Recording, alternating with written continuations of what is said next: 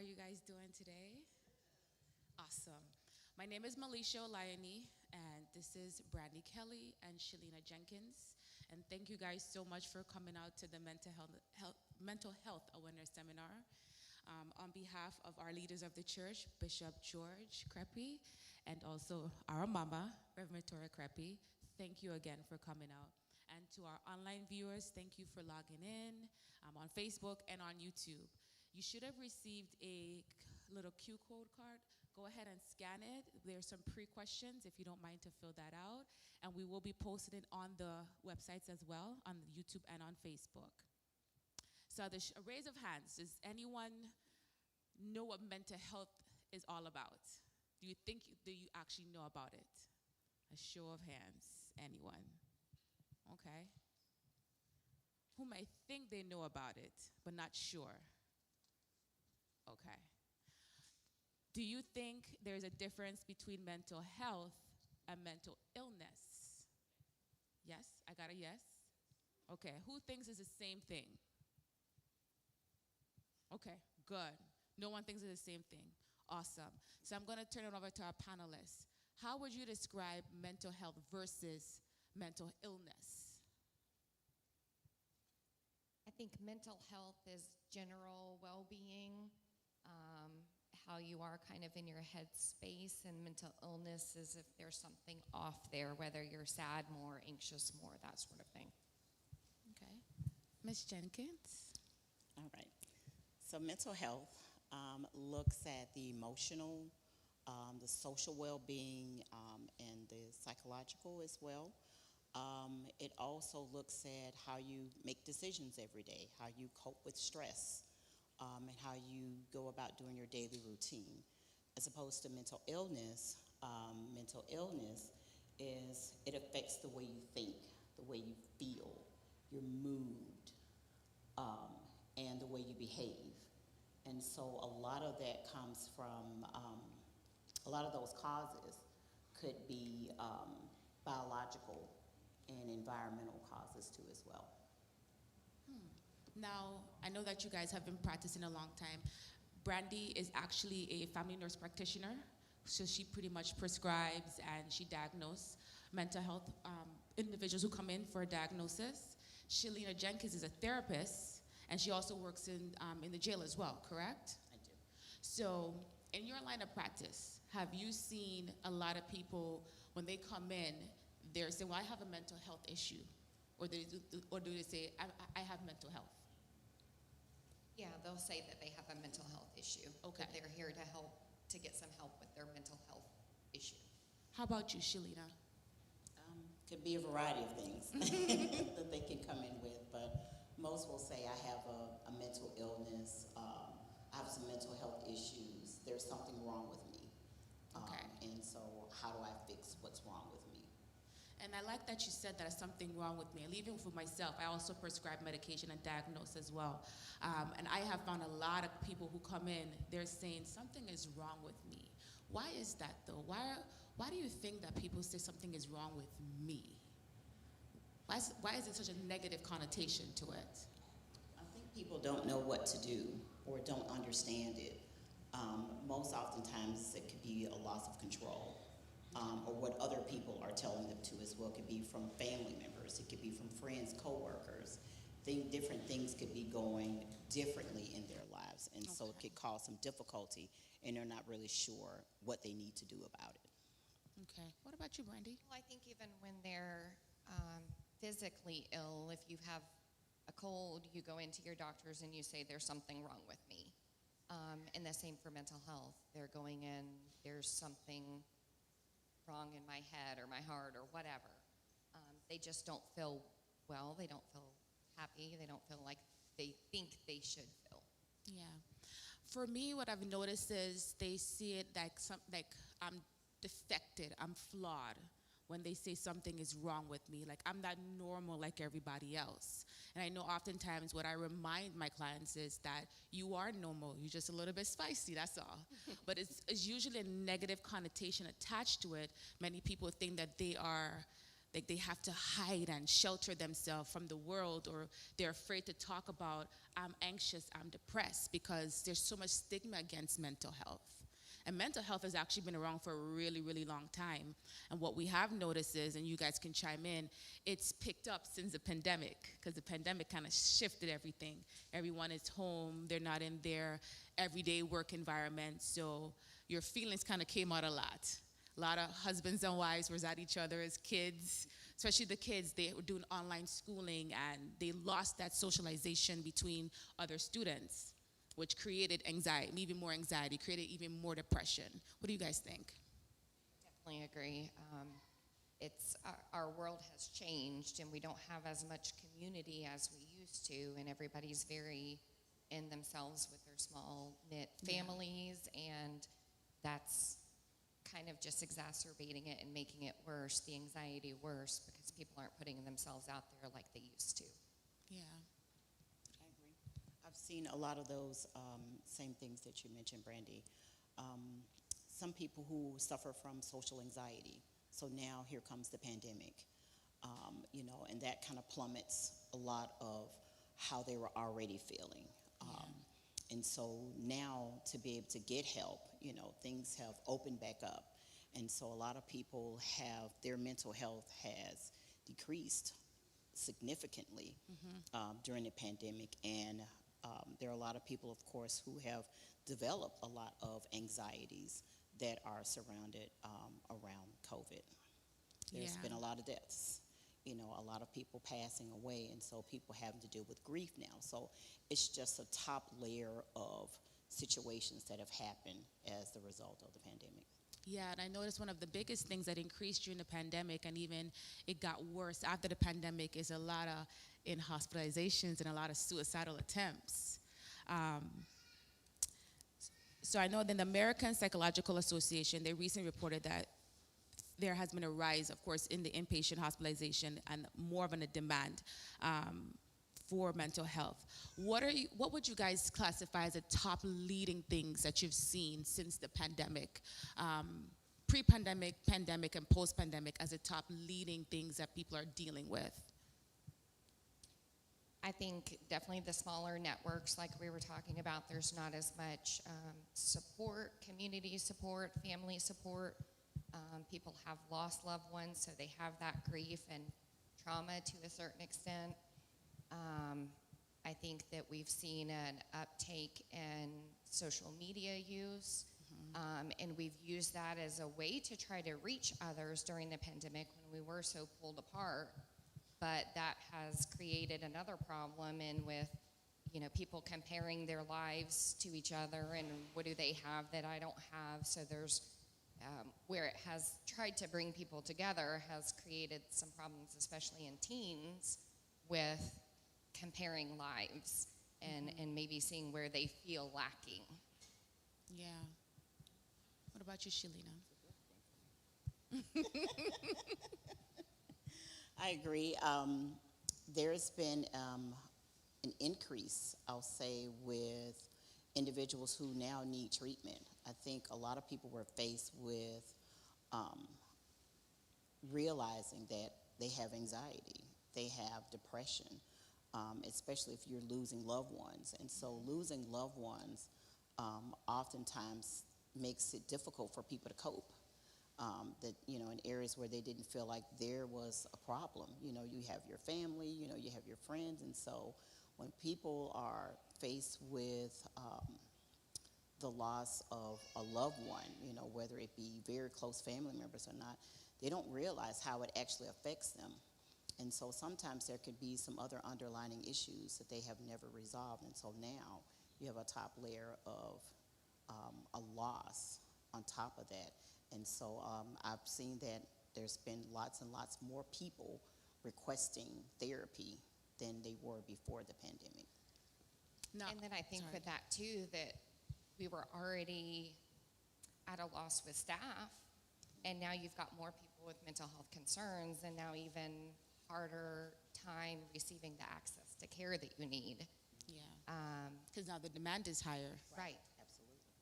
Yeah, and I know for me, what I've noticed is I'm seeing more of the African American cultures, the Hispanic culture, the Indian culture. They're more coming out and admitting, hey, I think I'm depressed. I think I'm anxious. Typically, we will see the Caucasian culture. They're very open and willing to talk about it. But even in the African American community, there's a stigma, especially for men, to say, "Hey, I have depression. I might be suffering with anxiety, or a mood disorder." So more men are coming out. Have you guys noticed that? Definitely. Yeah. And so let's kind of toggle back onto the suicide, because that has been like the biggest thing that I've noticed past the diagnosis that has come out. We have so many celebrities that have taken their lives. I think the most recent one was the dancer Twitch. He took his life happy every single day. He's enjoying life, he has a beautiful family, and then one day woke up and said, this is it. So have you noticed, Brandy, I'm gonna hit you with this question, since the pandemic, that there has been a lot of discharge for people coming from the hospital needing care? Has that increased dramatically versus what you're used to from the past? Oh yeah, I would say previously, I've been with the company that I'm with for 8 years, and I would say previously we'd see a handful of hospitalizations a month, and now we're probably 10 hospitalizations per provider in our group. So a good 30 or 40 hospitalizations every month where somebody has gone in because they're contemplating suicide or have attempted. Have you noticed there's been more girls and boys? Is more the teenagers? A lot more teenagers. Okay. What about you, Shelina, in Same. therapy aspect? Oh, same here. Currently where I work, it's intensive outpatient program and a partial hospitalization program. And I would say that there's definitely more teens that are coming in. Thoughts of suicide, attempts to suicide, overdosing, strangulation or hanging attempts to as well. Oftentimes when they're coming in, it's school related to bullying. So now you have trauma on top of wanting to take your life too as well. Some anxieties about wanting to go back to school, and some just flat out refuse to go to school. And so a lot of that to prevent from going back to school, they'll make attempts to want to take their life. So there's been a huge increase in inpatient hospitalizations with teens. Can you share a little bit about the company that you work for, because you deal a little bit with the partial hospitalization? Sure, right? absolutely. So I work for Embark Behavioral Health. It is a behavioral health company that focuses on reducing teen suicide, anxiety, and depression. And with that, we service teens from age 12 all the way up to young adults age 25, so from 18 to 25 years old. And so there has definitely been an increase in suicidal ideations and suicide attempts in our teens. And so with that, we have the partial hospitalization program, where a lot of the kids may step down from inpatient and need a lower level of care from hospitalization. And then the intensive outpatient program is where they just step down from PHP, which is what we call it for short, to the intensive outpatient program. And so from there, we teach them skills so that they can learn to not use maladaptive coping skills, which is like an unhealthy way of coping with your symptoms that you may be experiencing. And so we teach them a lot of those skills utilizing like DBT skill, which is dialectical behavior therapy, as well as TFCBT, which is a trauma-focused cognitive behavior therapy. All are evidence-based practices that we're utilizing. And so we teach them certain skills like safety skills, how to be able to respond to a traumatic situation instead of using more of a maladaptive coping skill that could be unhealthy, and also to help reduce some of those suicidal ideations and attempts.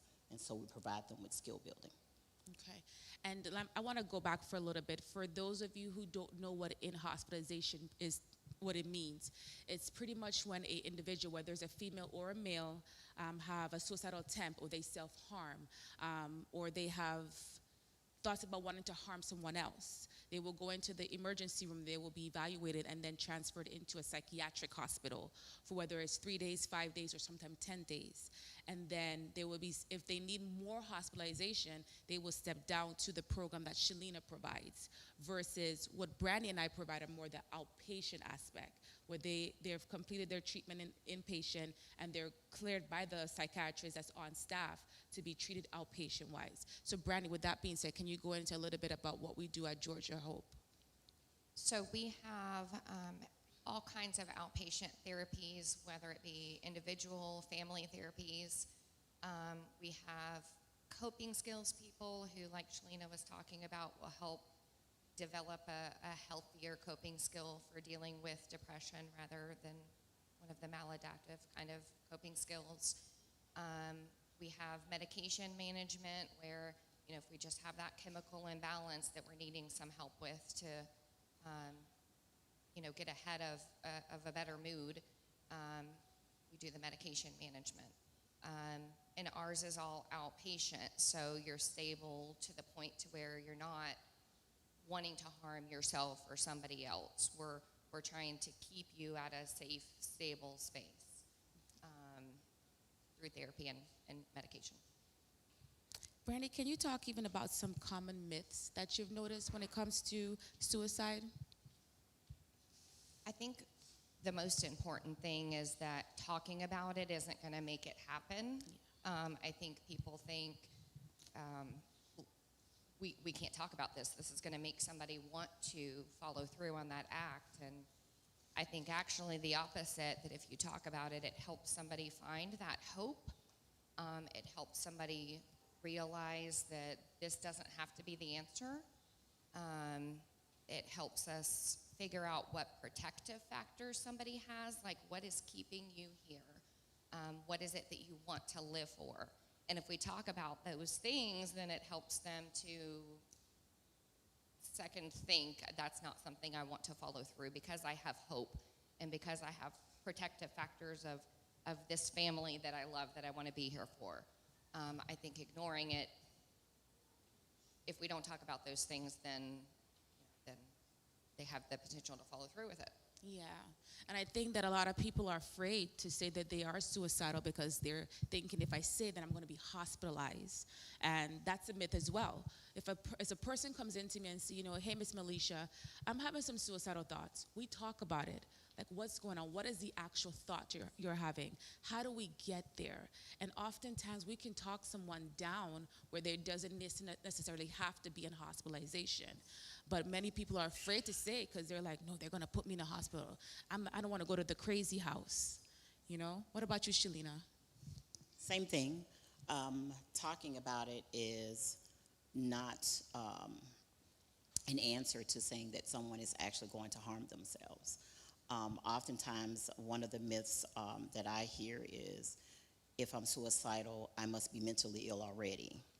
And that's not the case, because there's different things that transition into people's lives to where they have thoughts of wanting to take their lives. So talking about it actually is a really good direction that you want to go to, so you can kind of help that person to figure out what's going on wrong.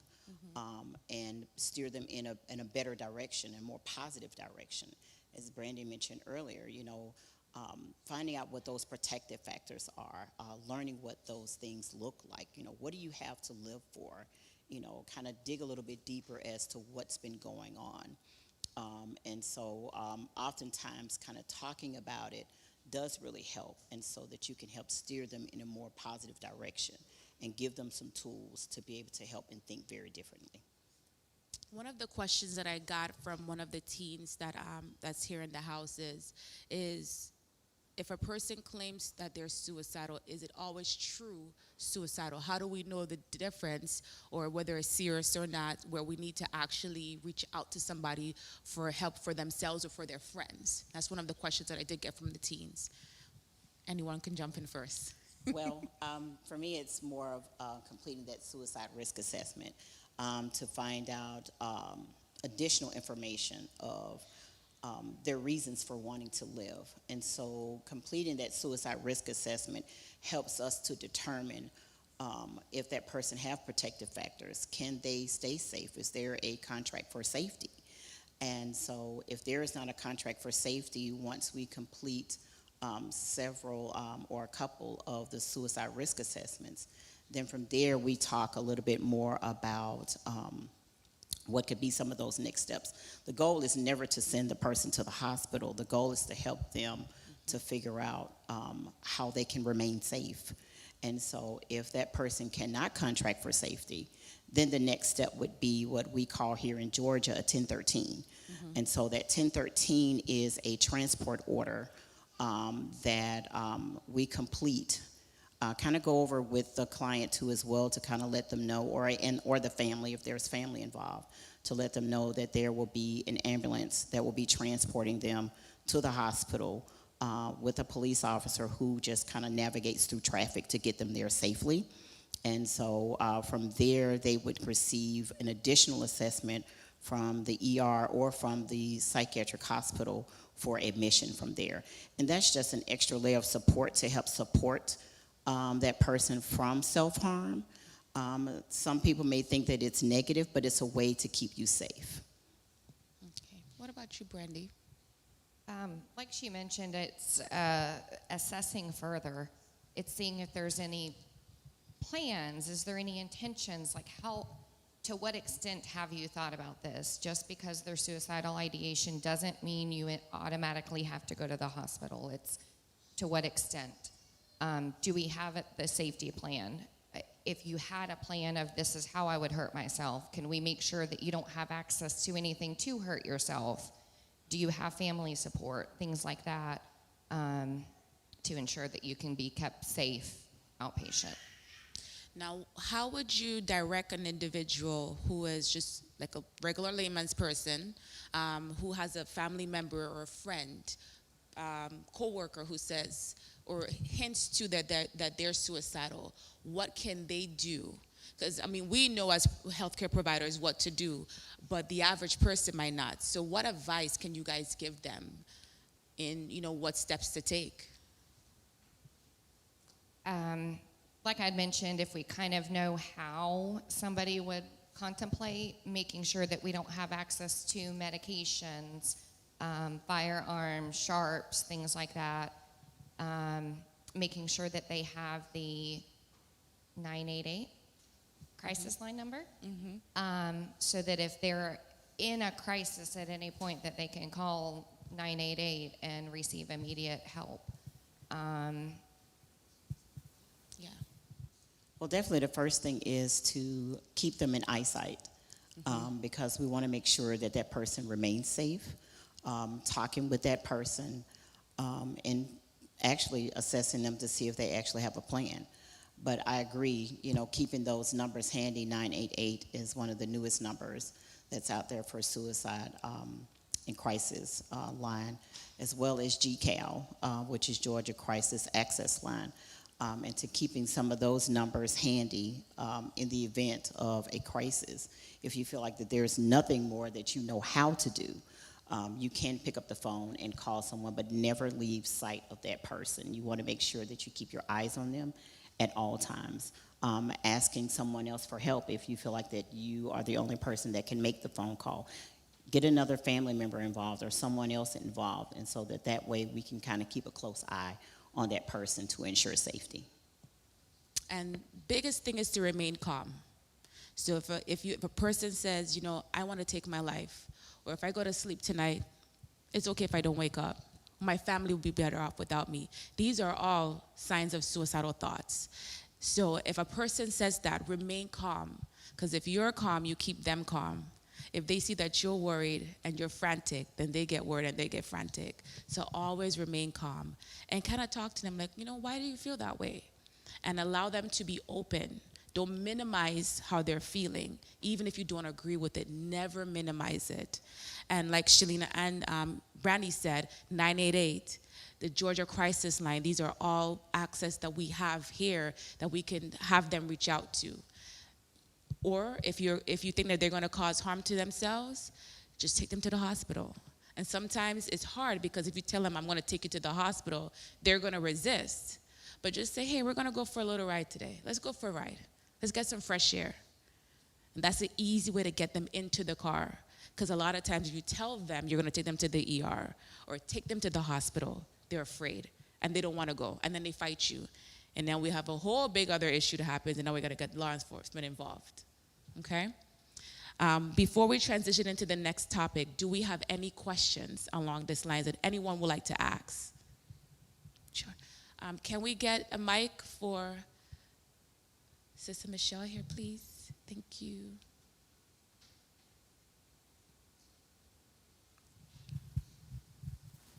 I want to know, what is the difference between anxiety, grief, and fear? Does The that difference fall under between mental anxiety, health, grief, and fear? Does that and fall fear? under illness? Okay. Who wants to go first? The difference, if there's a difference between, and correct me if I'm wrong, anxiety, grief, and fear, are they all the same things? Does it fall under mental health or mental illness? So anxiety definitely falls under mental illness. Having fear is something that's most common in all of us, because all of us can have a fear of something. It could be a fear of something that you saw, a fear of something that could happen. Doesn't necessarily mean that you fall into the category of a mental illness. Grief is something that, of course, we can't control. We can't control when a person passes away, but it's how you actually deal with the grief.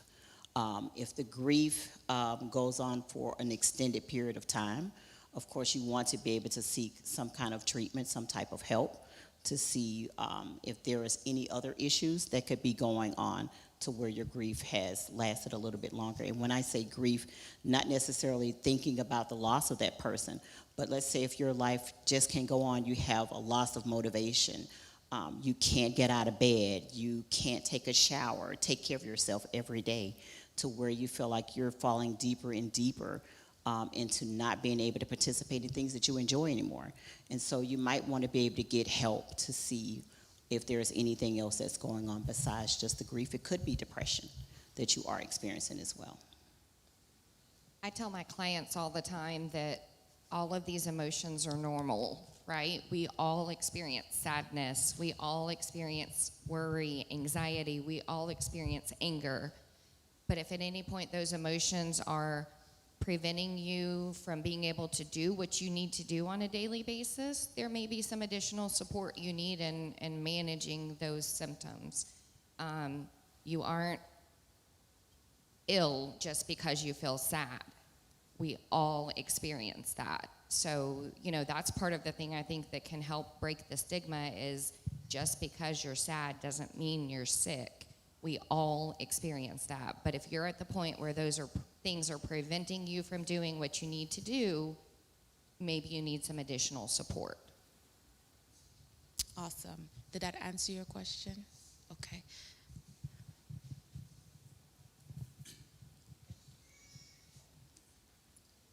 Good morning, everyone. Good morning. First of all, let me just say we appreciate y'all for coming out and taking the time to share your knowledge with us. This is a serious issue, and I think that's one of the problems we have. We don't view it as being something serious and detrimental, especially in the African American community. And so I'm a product of a single parent. I was raised by my mom and my grandmother. And I think in our society, in our community,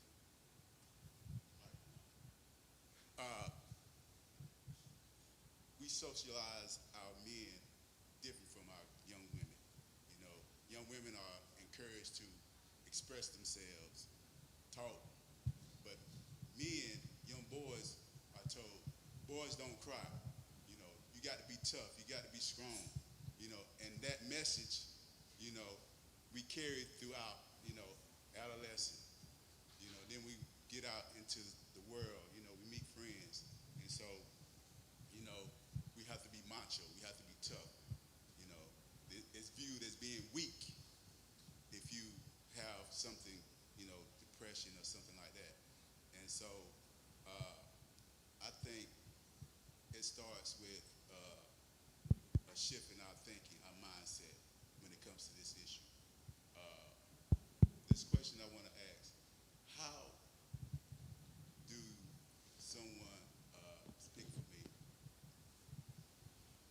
get an adult child that may be going through something like this to open up and talk, and because we want to help, we want to be there for them, but if they're not opening up and talking about it, what can we do? You know what I mean? And we see that their behavior is, detrimental, and they're making decisions that are harming their future. Yeah. What can we do as parents to kind of help them in that area? If anybody would like that.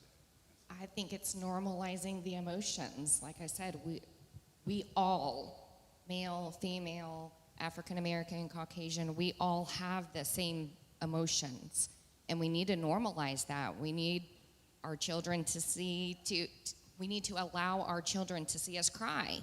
We need to allow our children to see us get angry and frustrated, but to handle them in appropriate ways, that we're not getting physical, that we're not harming ourselves, but that it is okay to have feelings. Feelings are natural. And I think all of us try to hide those feelings. Like, I don't want to be a burden on my child, so I don't want my child to see me cry. Well, sometimes they need to. Sometimes they need to see me cry, and that's okay. I have a question for you.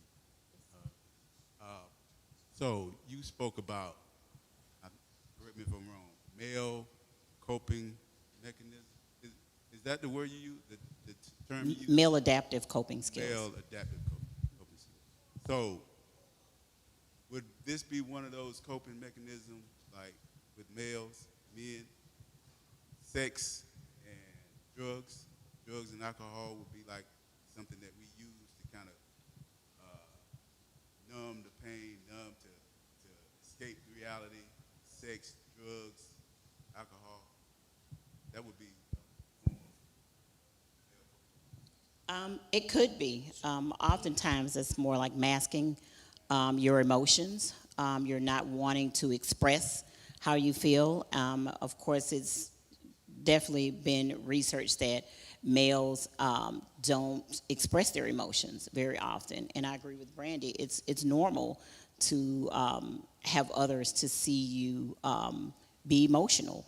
But it's how you actually deal with and manage your emotions effectively. And so one of those things is, if you're using other means of expressing your emotions, at some point in time it's going to come out. And so using that doesn't help your relationships. You can't build relationships with other people. It could affect the way people trust you because you're not being honest. You're not saying what's going on, but you're using physical means to express your emotions. And that's still more inward than outward. Question. Did that answer your question? I'm sorry. Yes. Okay. Good morning. Good morning. So my question is actually followed by his question. So is it true that a lot of mental illness is hereditary, or is it that the previous generations didn't have the tools to change the perspective and how we deal with mental health? Both. Yeah. There's definitely the genetic factor that plays a role, but there's also how you were raised, or what you saw other people using as coping skills that leads you to use those same sort of coping skills. So both. Yeah. Environmental plays a big part in it. Is, for example, your mom and dad has diabetes, so and their parents has diabetes, and their parents had diabetes. The going theme is that it's a family trait, so you are likely to have it as well. However, if you foster a healthy lifestyle, there is a strong possibility you will never get diabetes. It's the same thing with mental health. Yeah, there's genetic factors that's accompanying with it, but the environment makes the biggest difference. If your mother has bipolar disorder and she is not receiving treatment, and you're seeing her behavior, you will, as a child, you will mimic what you see in the house. And eventually we create that generational curse that we know we talk about. So it's both, it's twofold. And we do have some questions from online. The first question is, what alternative to medication for ADHD do we have? And coping skills for caregiver stress. So let's do the alternatives for ADHD medication.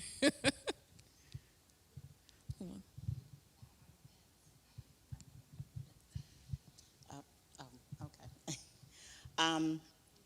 There are some different coping strategies related to therapy for ADHD. So some of those coping strategies are because a lot of kids, so I'll talk about teens specifically, kids, where they have difficulties focusing and paying attention. So you want to be able to create something where they can remain organized.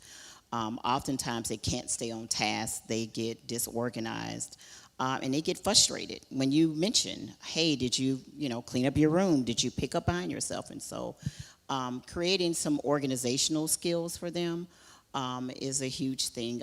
If you find a kid that's fidgety, oftentimes fidget toys have been very highly recommended for a lot of kids, but there's different types of fidget toys because when they're in school, it's hard for them to focus and pay attention.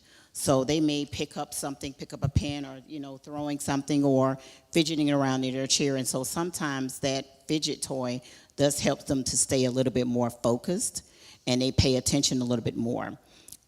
Every kid does, of course, medication is always very helpful. Medication and therapy combined together is always very helpful than one or the other alone.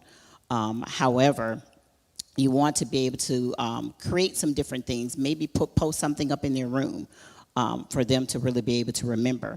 Kids rely on their phones a whole lot more than probably when I grew up when there was no cell phone. And so it was difficult to keep things on task. But keeping them on task, creating different reminders for them too as well is also very helpful. And not every ADHD is true ADHD. That ADHD is a term that's been used very loosely. Every 5-year-old is supposed to play. They're supposed to be hyperactive. They're 5. They want to be their kids. So definitely when you hear, even with the teachers, a lot of times, we get parents who come in and say, well, the teachers is recommending medication for my son or my daughter because they think they have ADHD. What is just a child being a normal child? So make sure you're seeking professional help first before you go out and say, before you stamp that your child is ADHD, because that is a word that is used very, very loosely. Dr. Rennell, you had a question?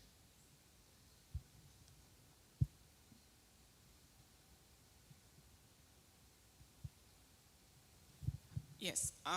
Well, it's a two-part kind of question, and kind of piggyback on what you said about teachers recommending medication for ADHD. By law, teachers cannot recommend anything for any child when it comes to medication, because when you recommend something, the school system automatically becomes liable for that. Yeah. So if someone tells you that, well, they're recommending this, then that's a problem. They can suggest that you speak to your pediatrician or speak to a professional about what your child is dealing with. But like Ms. Malisha said, every child it's not true ADHD. You got to think about the amount of screen time your children have, because that plays a role into it too. But my question is for parents who do not want to go the route of medication when it comes to ADHD, or not knowing what their children are dealing with specifically when it comes to mental illness.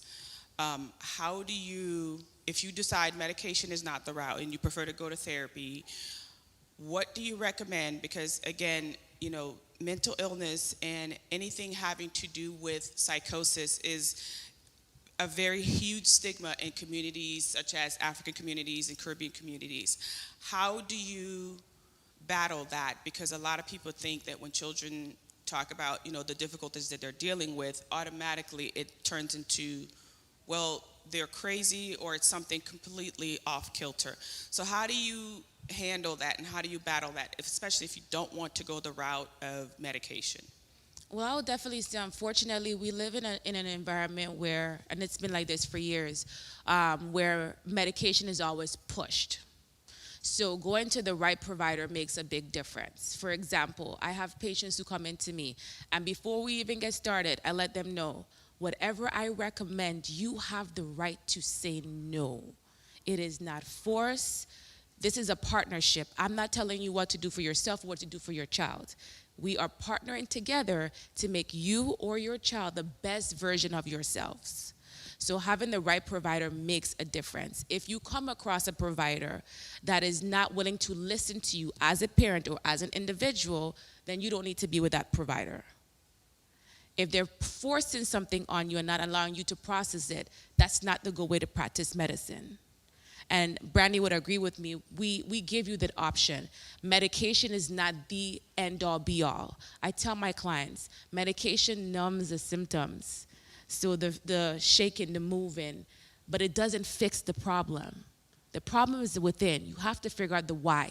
Why is this happening? How did this happen in order to fix it? Medication just makes life livable, so to speak.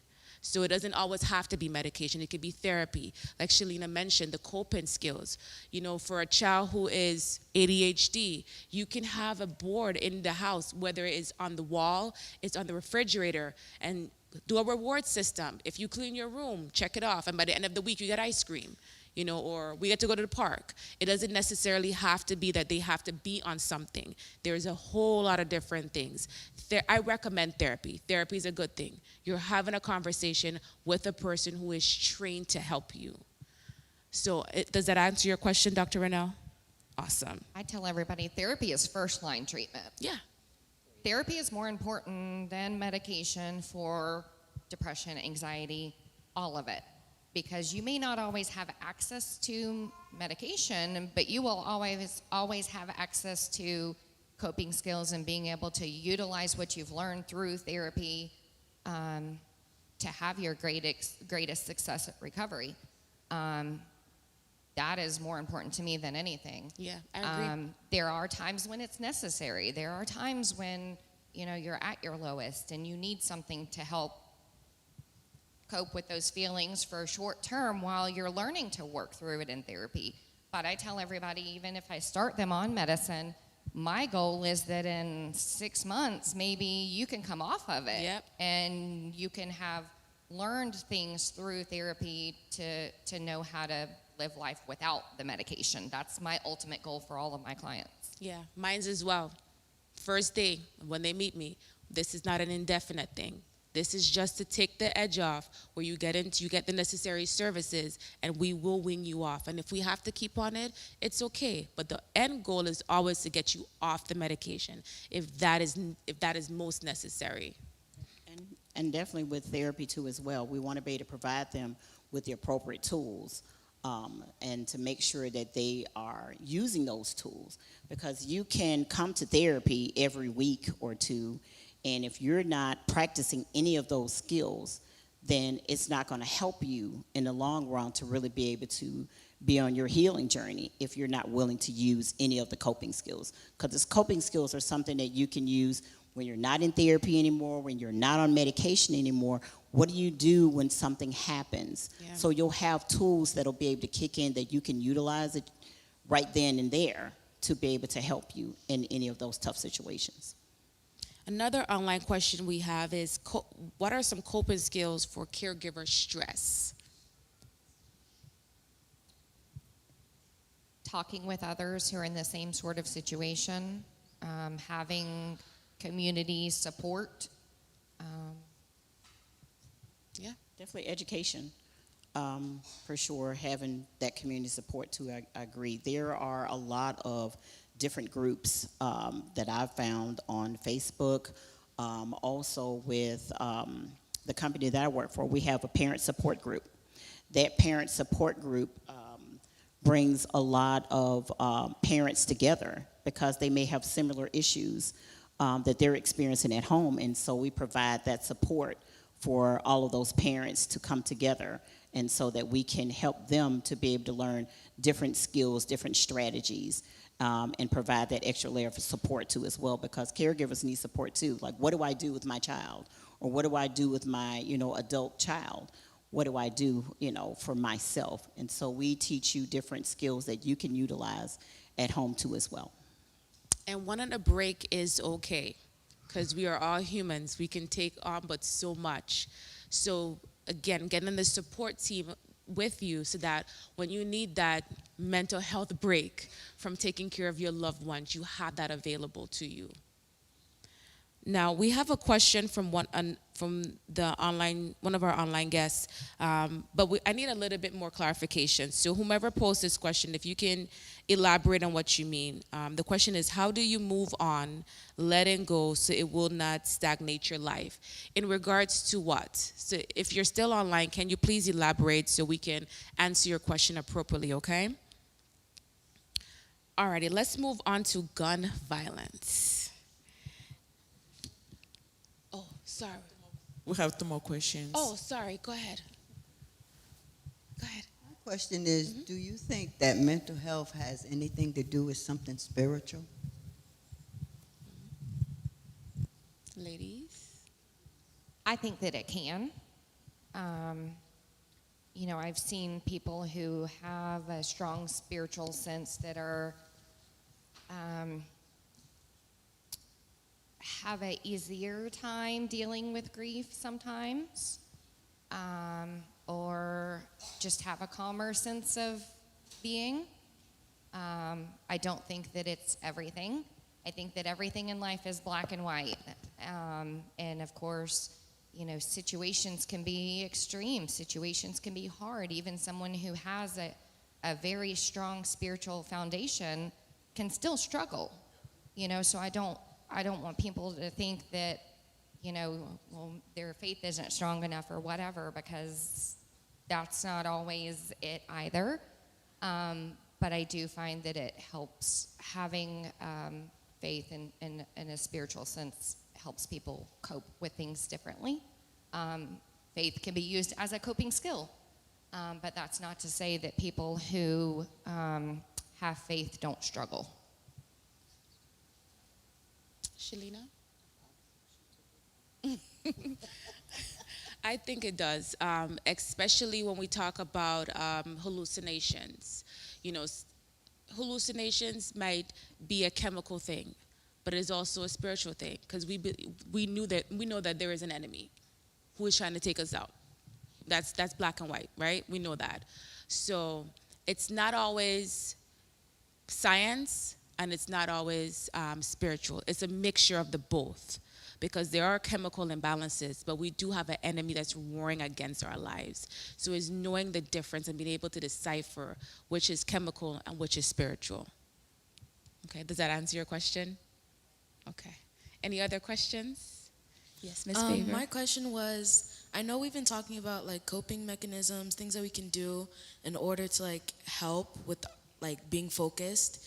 But I do realize that like as a teen, like youth, young adults, what I realize we all kind of struggle with is we might start something and then we struggle to follow through with it. So how do you suggest like being able to keep to those skills once we get on them? In terms of the therapy skills that we're talking about? Okay, yeah, therapy skills. Well, one, practicing those skills help you to really be able to know how to do those skills. Having the support system, I think, is definitely essential to you being more successful in using your coping skills. So if that is family, if that's friends that you have for support, educating them on how to use the skills to better help support you. So when they see that maybe you're struggling with something, that person can kind of help maybe remind you or demonstrate the skill with you to say, hey, remember this skill that you learned in therapy, let's do it together. So that way you have someone to help support you too as well. keeping a list on your mirror, on your wall, more common spaces in your home, on the refrigerator. So then that way you can kind of, help to, that helps you to really be able to see it right there in your face or on your phone. A lot of teens put everything on their phone. And so maybe being able to have a list of things on your phone too as well. But family support is definitely essential, and you being able to keep those skills right there in front of you. Does that answer your question? Okay. Do we have any other questions before we go forward? Go ahead. And before that question, you should have received a barcode when you came in. And if you are those who haven't, can we please make sure that they get one? But you can go, we have an online forum where you can go ahead and post questions if you're not comfortable speaking openly about your question. Okay? And they're going to pass it around. Go ahead. Hi. I was just curious, what is the rate of suicide? The rate of suicide. Like the percentage, per day or? The percentage per day. I don't have that data, but I can look that up and find that out for you. Yeah. Because it varies from state to state.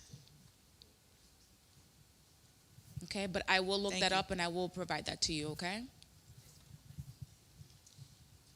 I just have one quick question about caregiving. What is maybe one good advice for dealing with someone who's been incarcerated for a long time? I understand when they do get out, our normal, what we consider normal, is not their normal. And so my experience is that we can underestimate what a person perceives as normal, and they might act out in a certain way.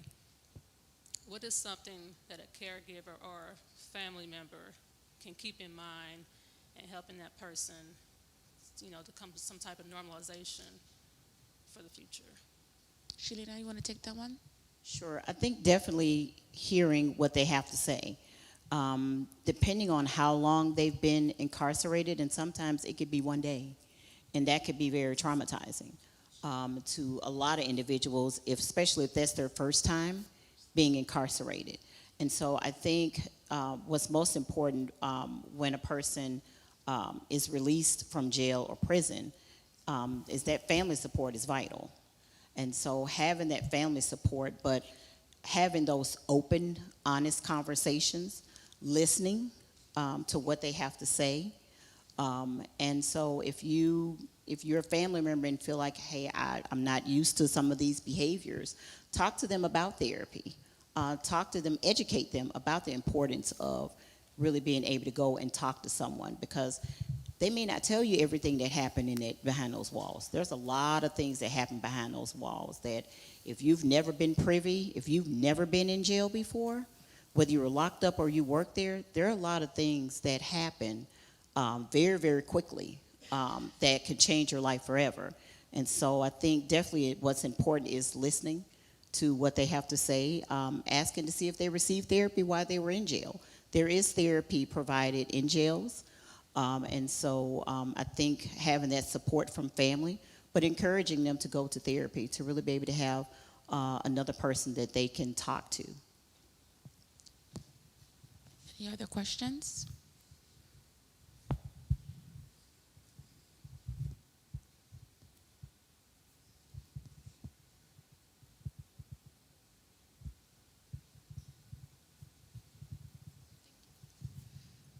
Hi, I have a question.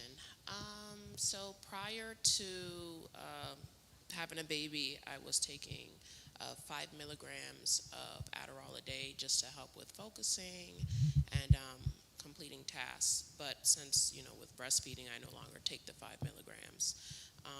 Are there any natural alternatives or something that you think can assist with that? Are there any natural alternatives to help you to focus? Yes, for that. There are some natural ones. So we can talk about. I can talk with you one-on-one on there, because it depends. Every supplement doesn't work for everybody, Right. and blood work needs to be done Because there, for example, there are B12s that we can do to help you focus. But is your B12 low? And it might not be. It might be something else. So it's when it comes to natural substances, a case by case basis. So I can definitely talk about it with you afterwards. Okay. Okay. Any other questions? Awesome. All right. I want to touch briefly on gun violence. So one of the going themes that I've been seeing in the media is that gun violence is due to mental health illness. What are you guys' take on that? Yeah.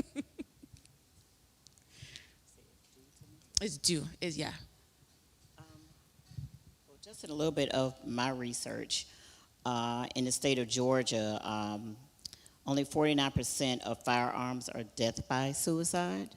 And 63% of all suicides were by firearms. However, a person does not necessarily have to be mentally ill to use a gun, to hold a gun, to purchase a gun, or have a motive to use a gun for ending someone's life.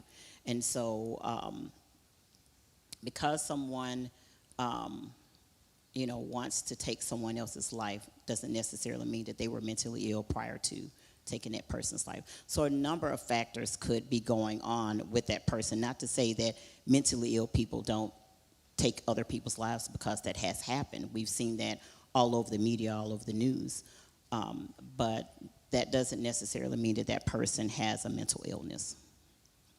Brandy, what's your take? I think like she said, there's a lot of things that lead people to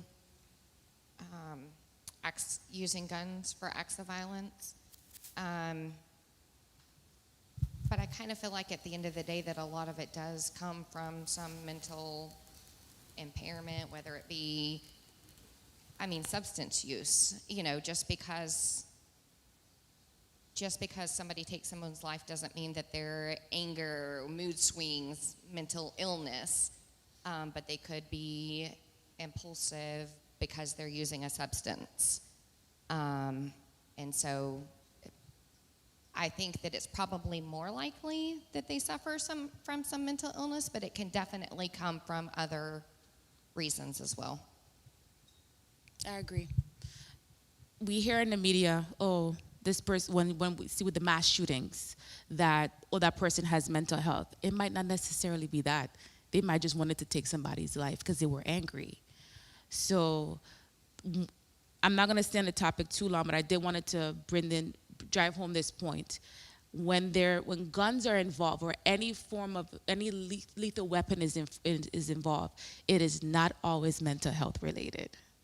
And that's the stigma and the myth that we have to break. Okay? Any questions around that line before we move? Yes, Pastor Victoria. Yes. And we have a question up front as well, too. So this is what I want to ask, because personally, I think that sometimes they use the mental health as an excuse. Mm-hmm. But I want to ask this question. If you are hearing voices, okay, why not kill yourself instead of going to kill others? Does the voice tell you go and kill everybody? Or the voice tells you kill yourself? Because most now, it's like the media and all that is happening. Once somebody gets to the crowd and they are doing whatever they are doing, because they have mental health. And my small mind tells me, if it's dead that you are hearing to die, why not kill yourself? Why do you have to go to the crowd? So I don't get it. This mental health and the gun aspect, I don't get it. And personally, I think everybody is not doing what they're supposed to do. The politicians are interested in their politics too much. They don't want to control this thing. And when it comes, of course, they have to find somebody to put it on. But my whole thing is, if you are hearing voices, why not kill yourself? Do you have to go to the crowd? Is it a question or I don't know? I think that's it. It's more like a statement. But I mean, I agree. It's not always mental health. People use it so loosely, to especially if you take 50 lives and you're gonna be incarcerated for life. People say, oh well, I did it because I heard voices telling me to do it, and now we include mental health, and now you get an evaluation, and people who are good at manipulating, depending on who the provider is, might believe what they're saying, and they may possibly get a lesser sentence because they're saying it's triggered by mental health. So sometimes they use it very loosely to just get away with just doing harm to other people. I agree. Working in the jails and prisons, I see a lot of people when they come in, and we have to complete those assessments on those individuals who are incarcerated for either mass shootings or taking someone else's lives. And so one of the first things that they mention is that they were mentally ill. And so when we dig into the history, oftentimes we don't find a history of mental illness. It could be a number of things that have happened, the reason why. Not to say that there are a large amount of people who do have mental illnesses, who do have hallucinations, who do have command voices that tell them to take other people's lives. So that does happen quite a bit, but there are a number of people that come in and they use that factor to get a less sentencing, or to get to go to a mental hospital that don't need hospitalization at all. And so that does happen quite a bit. Once I complete my assessment, I determine that, hey, this person really doesn't have a mental illness. And they want medication because they want to be able to have some kind of tracking system to say, hey, look, I do have a mental illness. I may be able to get a lesser sentence, and that's not always the case. So it is used, definitely. My contribution is this. I strongly believe that parental guidance and peer pressure are if the parents are able to control, because, for example, where I'm from, we have drugs that can impair people's life, which made them hear voices. But a lot of them don't go by that, they don't subdue themselves. They don't allow the drug to subdue them, going out shooting people. My take on this is the fact that here I've come to the United States to realize that the control, the substance abuse take leadership in the parental guidance. They don't allow the parents to lead the children the right part, and it allows peers to have that type of resistance over their peers. And that, I think that it's also that is what is allowing people here in America to do things that are very detrimental in society. Because I've seen people from somebody relocated to a different environment and started doing things that he wasn't doing before. You see, so the locality, the environment, the community plays a very positive role in these drugs, drugs abuse and shooting and all that. So if we can control, if the parents, because there's always a saying that charity begins at home. If parents can take that effect from home and trying to minimize that effect, I don't think we'll be having all this. Look, we'll be talking about this all day. Some drugs, regular drugs, can make somebody hear voices. And that doesn't mean that once you hear the voice, but you see, if we can control these substances in our communities, I think it will minimize that effect. That's my contribution. Thank you, and you are right. If it starts in the home, but the one thing that we have to keep in mind is that not every home is a stable home. And that's just what it boils down to. You may be in a position where you can provide a stable home for your children, but another parent might not be able to, and therefore their child is influenced by that home. And now both your son or daughter is in school with that particular child, and if they're not confident within themselves, they therefore become susceptible to the peer pressure. Because the self-esteem and confidence in a child is the biggest thing, and they get that from the house, from their parents. If their parents believe in them, if they're receiving love and they're being reassured every day, they leave that house confident. They leave the home assured of who they are. But when a child doesn't have that from the home and they go into the school, then you have Johnny who says, "Hey, Susie, let's go in the bathroom and vape." And Susie's seeking attention in the sense that she needs that love. She's going to be susceptible to that. And then that's how we have the spread going on. So you are right, it starts in the home, but unfortunately, not every home is a stable home. Any more questions? Yes, ma'am? Good morning. Good morning, everyone. Good morning. Yeah, my question is that towards the gun violence, some of them is copycat. And for why I say that, my daughter is a supervisor at a post office in New York. And you remember what took place in Kentucky. And just shortly after that, there was a co-worker there. She speak to him, and his attitude towards her caused an affliction.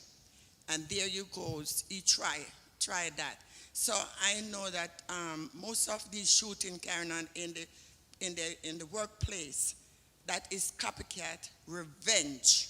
Majority of them is revenge, because just shortly after that happened to my daughter in New York, but apparently it never took place because she stepped on it, and because she stepped on it, same time they call the police, and the police come in and take him away. And that's why I didn't hear that shooting in New York. So I believe that a lot of these shooting in workplace is copycat and grievance. When somebody ever grievance you, because I'm over you, you're not supposed to talk to me. Whatever you say to me, I must accept it. But I'm a supervisor, I'm not supposed to tell you, say, you're wrong. You must accept it, and that's how I feel. I don't believe in what they're saying, they are mental copycat, and that's my feeling. Thank you. Thank you so much. We have one question from online. Is most therapy covered under insurance? For that question, I would recommend just contacting the customer service line for whatever insurance that you have. Typically, it should be, but it depends. It may be a percentage that is not covered that you will have to pay out of pocket. If you have Medicaid, almost every provider, I think in the state of Georgia, takes Medicaid. But for private insurance, I would recommend just contacting the customer service line and just seeing what the coverage is, because it's all based on coverage.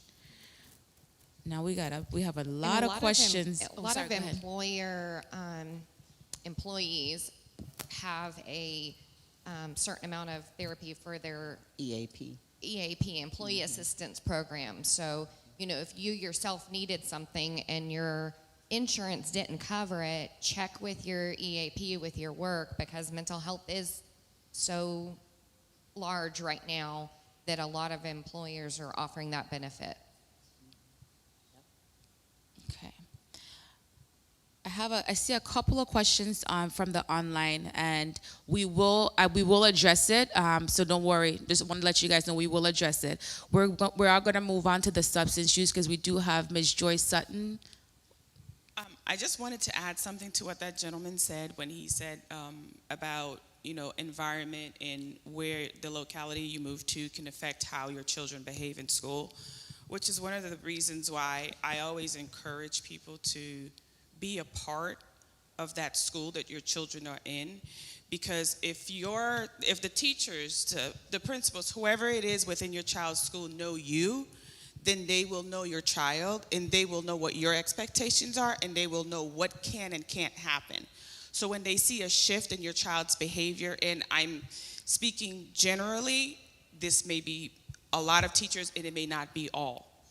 So when they know what your child can and can't do, and they know you as a person, then when they see a shift in your child's behavior, their very first thought is going to call you first. So certain things can be avoided if you're involved, if you're there, if they see your presence. And it's not just showing up one time. It may just be plain out, basic, regular communication from time to time. So if they are fully aware of who you are as a person, as an adult, as a parent, then that saves you some of the problems of your child being in the bathroom with another kid, vaping, or whatever the case may be. So that involvement, that piece of your kids' teachers, principals, whoever knowing you makes a difference in the process. Yeah, agreed. Thank you so much, Dr. Rennell. And let's go ahead and bring in Ms. Joy Sutton. Joy is a media expert. She's a talk show host, and she also is affiliated with a substance rehab center. So Joy, welcome. Well, thank you for having me on. I mean, the conversation so far has been so enlightening, Wait, and I'm we glad. can't hear her. So one moment.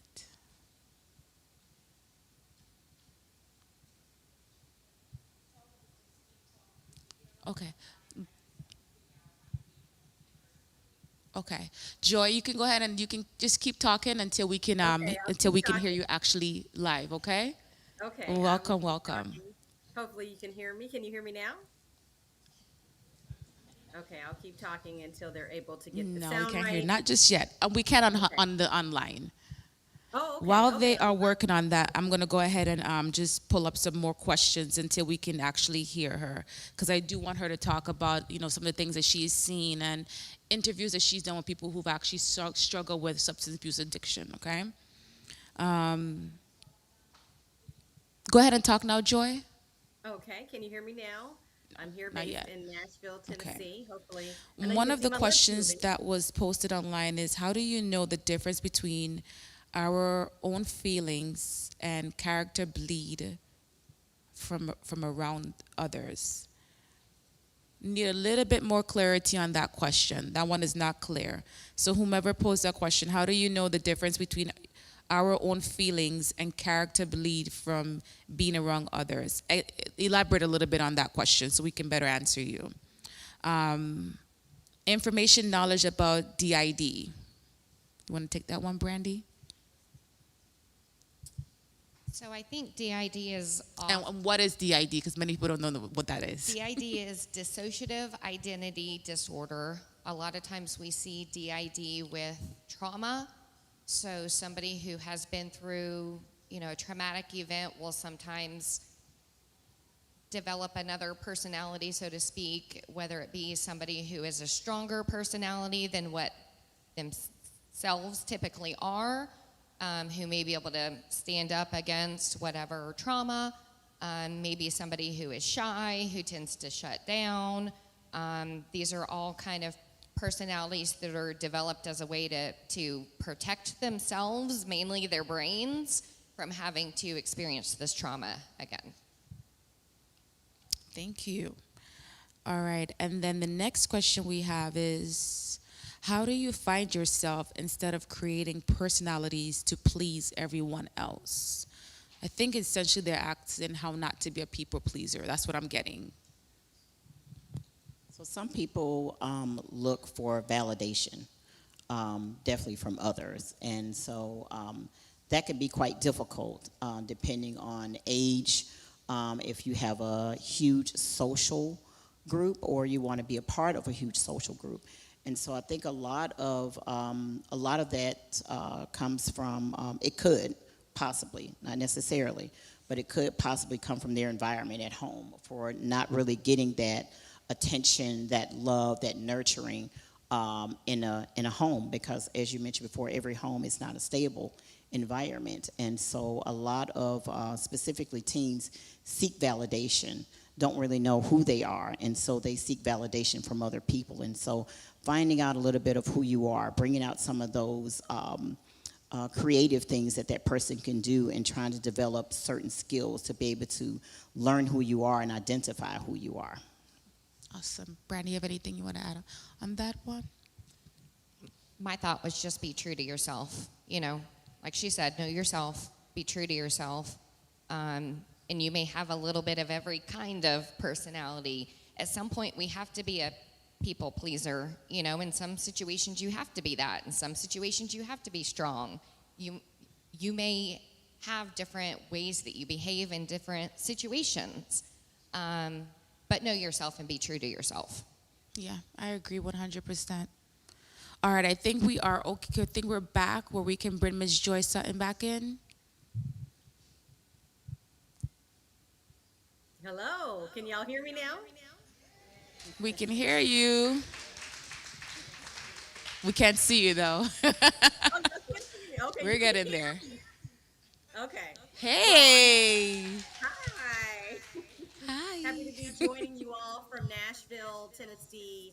I work for American Addiction Centers, and we treat substance use, but also mental health, because I think what's an important conversation we're having here today is that often substance use and mental health go hand in hand. And so I'm glad, Alicia, that you're having this conversation. I'm not a clinician, but I can tell you from my own perspective. I work as our director of corporate communications, but I also host a show called Addiction Talk, where we interview everyday people, celebrities, and all types of people who struggle with addiction. In fact, one of my most recent interviews was Tom Arnold, who's talked about his experience of struggling with addiction. Also, if you've ever seen the movie Beautiful Boy, you can watch it on Amazon. I interviewed the real life beautiful boy last week who was on meth. So talk about all types of addictions. I'm happy to be here and share my insight. Awesome. Thank you so much, Joy. So what are the top drugs that we are seeing that's floating around, especially school-based? And we'll start with Shalina until we get Joy, until they bring Joy back in. So what are some top list of drugs that you're seeing that's flowing throughout the community and specifically in the school? Great question. So, as most of us have probably heard, and if you haven't heard, fentanyl is one of the top drugs that have jumped to the charts over several different types of drugs. And is also used and laced with a number of other drugs, such as marijuana and heroin. And so it is actually so potent that, of course, it is taking the lives of other people. So it is not a safe drug to use. I see a lot of that in jails and prisons when people come in. We have to use Narcan to be able to bring that person back to life because their heart stops beating or they stop breathing. And so it has a very potent level, but it gives you a super high, which is why a lot of people will result into using fentanyl. For our teens, you usually will see marijuana, you see vapes. So if you see vapes, they may have a vape cartridge. They may use synthetic marijuana. You may use Delta-8. And so they use different types of drugs. There's so many now on the market than there were maybe back in the 80s when crack cocaine was out. And so people still do use crack cocaine, believe it or not. There are still some people that still use it. But those most potent drugs that you usually will see is your fentanyl, your heroin, and your cocaine. For kids, they use a lot of pills. There is definitely working in the jail, we see a lot of people who get arrested and they have what's called a Skittle bag for teens. The Skittle bag looks like candy. It's in a Ziploc bag. It's usually like in a sandwich bag or a gallon bag. And so in that, you may have Xanax. You may have Percocet. You know, there's a lot of different types of pills in there, but it looks like there's nothing in there but Skittles. But in that bag, it contains a variation of drugs. Some kids use Pixie Sticks. If you guys remember Pixie Sticks, it's a little powdered candy that comes in a little tube. Well, you pour that inside of the Ziploc bag, and they also have, you know, crushed Xanax or cocaine in there. And so they're getting a little bump, you know, on their hand while they're in school. So those are definitely things you want to look for if you have small children, such as like teens. Brittany, what about you? I think marijuana, vapes, alcohol, and opioids, pain meds are probably the most common things we see. Yeah. And two, I mean, even on a college level base, for students who are getting Adderall and, Vyvanse, they're selling it because, these are controlled substance. So when it comes to ADHD, a controlled substance that can be prescribed to help control the hyperactivity and the impulsivity is Ritalin, Adderall, Vyvanse, Concerta, Focalin. Did I miss any? I think that's the 5. But all can be are addictive medications, right? And so now what they're doing is even in a college level, and I think also in the high school level, they're selling their Adderalls. So they should be taking it at home, but they're pocketing it, and then they're bringing it to school, and they're selling it to each other, and then they're taking multiple ones at one time to get a high. Because, for example, with Adderall, if you break down Adderall, it's an amphetamine. So, but a lot of the students that I see that's high school based, that's middle school based, they're vaping a lot and they're using the liquid form of marijuana, which is a lot more potent than smoking it. So marijuana in itself is not bad. It is a plant and is a healing plant. But when you change it into a smoking substance, that's when it gets bad. When we start using it in the liquid form, that's when it gets bad. And like you were saying earlier on, sir, when they start hearing voices off of substances, yes, when you start to smoke marijuana, for example, you can hallucinate. Many people have, and they ended up in a ditch or in the hospital because they hurt themselves. They begin to see things and hear things and act strangely. They become very violent. So we have to, be talking to our kids, seeing who their friends are, knowing who their parents are. We service children where their parents are smoking marijuana, so they smoke marijuana too. And it's kind of hard to tell a child stop doing something if the parent is doing it, because the parent is condoning it, right? So having that conversation with your child, knowing their friends, knowing their friends' parents is really big, because I can't tell you how many kids that we service right now that is addicted to marijuana that we now have to prescribe something to help to quench that taste for it, that urge for it. And this happening in school. They're in the bathroom vaping. I had one young lady who told me she didn't even know what she was vaping. The guy just handed it to her and said, hey, try this. And she tried it. And she hallucinated. And they called her mom. And it was her first time. She felt really, really bad. But she had no idea. The good thing is it happened on school grounds, but I could just imagine if it didn't. And she hallucinated and she went into an unknown area. She could have been gang raped. She could have been assaulted. So talking to your kids and knowing what's going on is going to be very important, because the marijuana is in the schools. It's not a if, and, or but. It is there. And kids are being pressured to try it. Yeah, you could go ahead. All right. My question is, I'm just curious, do you guys see it in your practice where you have substance abuse tied to triggering, psychiatric, disorders and stuff like that? Because the main reason why I'm asking is because when I see it from my end, it's okay, they're coming in with XYZ, but we don't know if, maybe there are certain precursors that can trigger it, just like how maybe if, you're in your genetics, you have diabetes in the family line. If you keep eating sugar and stuff like that, you're probably going to become diabetic. The same way, it's maybe you have that, psychiatric history in your family line, and if you take maybe a certain drug or a certain chemical in your body, it can trigger you to start developing this illnesses and ailments. That's what I wanted to find out. Brad, do you want to take that one? Yeah, I think probably 9 times out of 10, I think substance use relates to mental health. I think that a lot of people are self-medicating. Drugs can make you feel one of 2 ways: either bring you down, so if you are bipolar with mood swings and anger, or anxious and you're kind of up here, the drugs can bring you down, or the other kind of drugs can bring you up. And if you're depressed and you don't have motivation and energy, sometimes people find that if they use some sort of substance, they feel higher, better. And so I think a lot of times people are self-medicating for that mental health and not getting the therapy or the medication to help with that balance, but using something, illegal substance. Yeah. Are y'all able to hear me? Yes, we can hear you. Go ahead. Yeah, I wanted to chime in on a few things. I didn't know if y'all can hear me and see me. Can't see you, but we can definitely hear you now.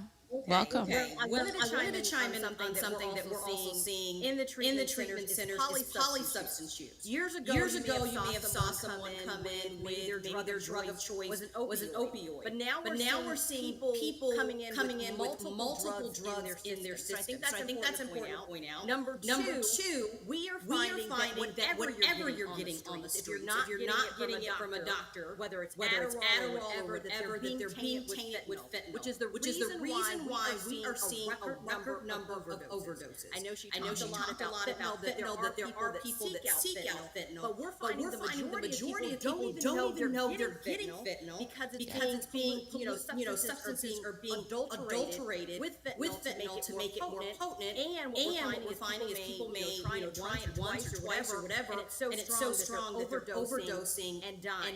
And so I think that's a message that we really need to get out there. Third, I also wanted to say that when it comes to she mentioned Narcan, which is an overdose reversing drug. It is now available over the counter. And we encourage people to have that because you don't know who you're going to come in contact with and who might be struggling. And Narcan can help reverse an overdose enough that somebody can get there to help. That you can call the paramedics. So I think those are a couple things that I wanted to point out. And we're also seeing an increasing number of people struggling because of COVID. When we think about addiction and coping mechanisms, when we have stress, isolation, all of this, people are turning to substances just to be able to cope. The other thing that I want to point out that's really interesting, and then I know I have a lot to say, but I got to say this too. People don't even realize that the number one drug out there is alcohol. Alcohol. Still, besides fentanyl and opioids and all of that, the number one reason people come to treatment is alcohol. And it's a drug that we can all get, but I think that people also need to be reminded that can also be deadly, and that actually the hardest drug to detox people from is also alcohol. You can die from. So I just wanted to point out those two things. Few things. And I'm glad you pointed that out, Joy, because alcohol affects every organ of the body, not just the liver. It affects your mind, every single organ. So it is true. A lot of people use alcohol. One of the things I would hear people say, well, I had a hard day at work, so I'm just going to have me a glass of wine. Or I'm going to go hang out with the boys and have me a couple beers. And a couple beers turn into a whole lot of beers, then a whole lot more. And now we have become a cycle of alcoholism. So you are right. Alcohol it's definitely been used a whole lot more, especially with the pandemic. I've actually lost a client to a fentanyl overdose. Had no idea. Young child, early 20s. So it's definitely a really big thing. Any questions that you guys have about substance use? Yes.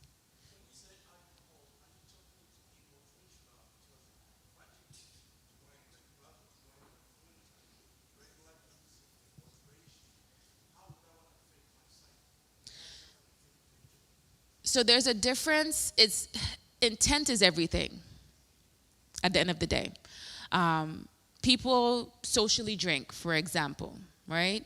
Or they enjoy drinking wine. They enjoy learning about wine. But it's the intent of what you're doing it for. Are you doing it because you had a hard day, you're feeling mentally stressed, or you're anxious, or you're trying to cover up an emotion inside of you so that you turn to alcohol? So it's all about the intent behind of all of it. For some, they enjoy drinking alcohol, they enjoy having a beer, but they don't abuse it. Versus for others, they abuse it. Does that make sense? And even if you're not abusing it, even if you have one glass of wine, you can sense a difference in yourself. Even after one glass of wine, you feel calmer or flushed or, slur your words or whatever it may be. But even that's from one glass of wine. You know, so even if you're not abusing it, it is still doing something to you. Yeah. It is still chemically altering you. And some people find something in that they like the way it makes them feel, and so then there's that other glass and that other glass and the other glass, and the problem becomes when they can't say no to that. Yeah. When you're drinking a whole bottle or 2 bottles of wine a night. And I want Because there are people who do that.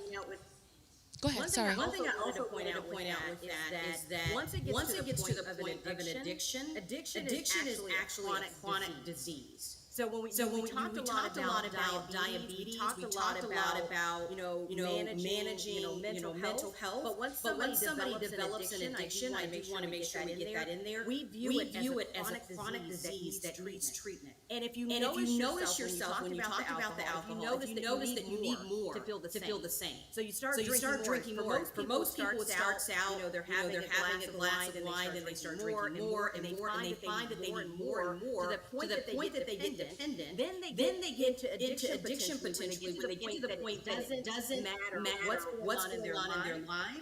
That they do it regardless. It's missing work.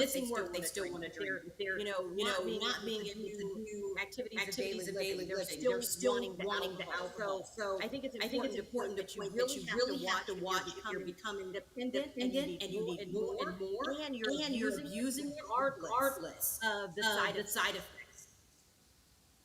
And you can be addicted to anything, not just substance. You can be addicted to pornography. So there's a addiction. Anything can become an addiction. Even food in itself can become an addiction. Shopping, ladies, shopping. You do it besides being zero. So that's it. I mean, but it's true. We got to be honest, though. As women, sometimes we kind of cross the line. We say we're going out, but we're going to just get these one pair of boots. And we come out, we have 10 items that we don't spend $1,000 on things we did not need. Instead of the glass of wine, it's the retail therapy, right? I mean, yeah, we say it's retail therapy. But we have to be self-aware. Okay. Mm-hmm. 50 pair. It's the 50 pair of shoes that's underneath the bed right now. Yeah. Well, I'm having a bad day, so I'm just going to go ahead and shop a little bit. And you come home with a whole bunch of stuff you shouldn't have been buying.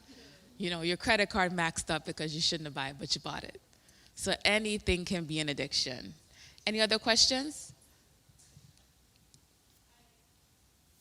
I just want to add to the alcohol aspect, because personally I think that what makes you want to drink, if you don't deal with it, then anytime you feel like that, you will go to it. Mm-hmm. So it's not just like, oh, okay, that's why mostly people everybody starts drinking socially. Then it turns to something else. Because if you don't deal with whatever is going on and you want to turn to alcohol because it will make you feel good, then whatever is going on will still be there because you haven't dealt with it and you keep on going to it. And that is what turns it to anything. And I think when it comes to addiction, I do fitness class and I tell the ladies, you can be addicted to food. But you remember the Bible says that whatever you do, whatever you eat, so if you are eating just to make you feel whatever, you have to deal with it. Then you haven't finished. So you will finish the bowl of ice cream, and guess what? Whatever make you eat the ice cream is still there. Yeah. So you go back tomorrow and eat it. Then you get diseases, you've been obese, then you don't like yourself, then you coughing your. So it's one thing after other. So please, let's find a way. Trust God, because I'm a pastor, so I have to bring God in. Yeah. Trust God and deal with whatever is inside it, because once you are not dealing with it, you keep on going. Yeah. Shopping the same time. What makes people go and shop? You are spending your credit card as if it's a gift card, trying to impress people who don't care about you in the first place, who don't even look at what you are wearing, and you are in debt. What is the sense of it? So I think it's all what is inside. If you are not happy, please trust God and deal with it, because it will cause a lot of things. Yeah, it's true. You got to fix the inside.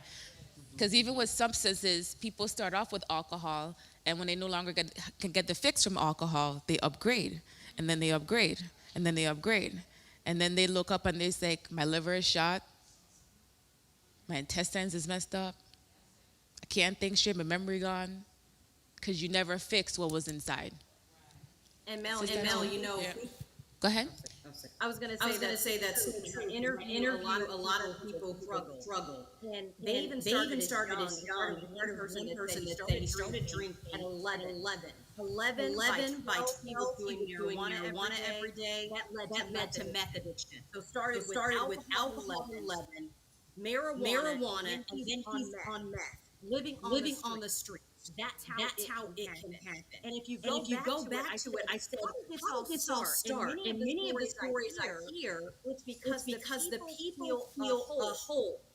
There is a sadness. There's something that they're trying to feel. They're trying to cope with. And a lot of times, drugs and alcohol are used to make us feel normal. People feel like they don't feel themselves. They don't feel normal. So I do think when it goes back to looking at everything, we have to consider the mental health aspect. Like the pastor said, are we dealing with the issues that are going on in our life? Have we processed that? And I think in the Black community, there's still a stigma about getting mental health. And we have to break that. We have to say it's okay to talk to someone. It's okay to get help.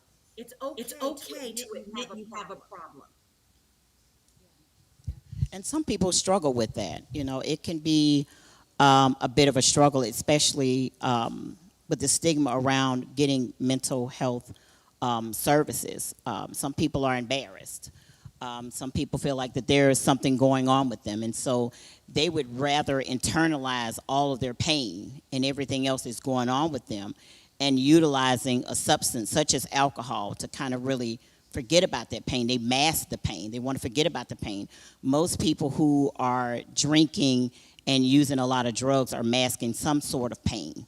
And so they'd rather use that than to go and seek treatment and get help, whether it's therapy or medication. And they definitely don't want to admit themselves into a substance abuse facility to be able to get treatment for their substance use. Yeah.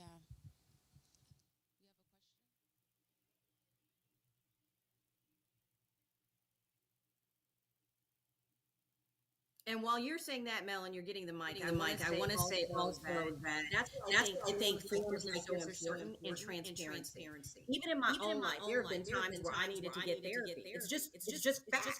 You know, whether it was going through the loss of my father or whether it was dealing with a relationship breakup, I knew that there were times in my life where I needed someone to help me process. And yes, your girlfriends are great. And yes, that can be helpful, but sometimes you need a mental health professional who is trained on this, who can sit down and identify what's going on and help you to find ways to work through it. So I think the more transparent we can be to say, hey, even with our friends and family, I've been to therapy. It's okay. You know, or I have had to seek, or if someone's had to seek addiction treatment. That's why I started, the talk show Addiction Talk, because we have to make people feel like this is okay. And I think a lot of times in the church years ago was made to feel that if you had a mental illness, that you couldn't talk about it, that there was something spiritually wrong with you.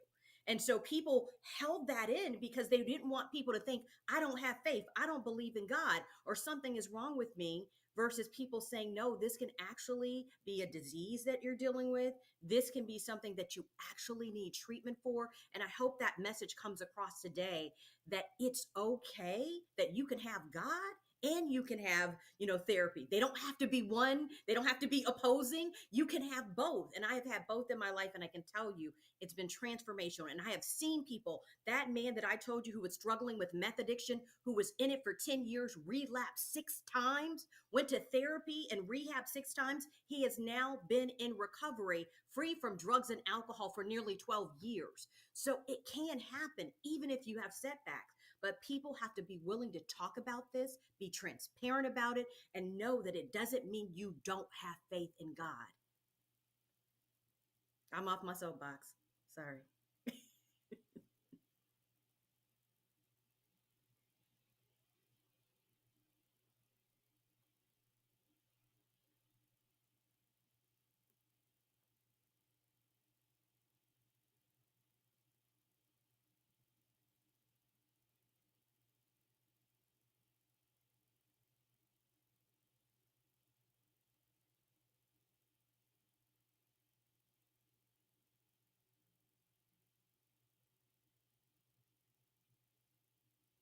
help yourself?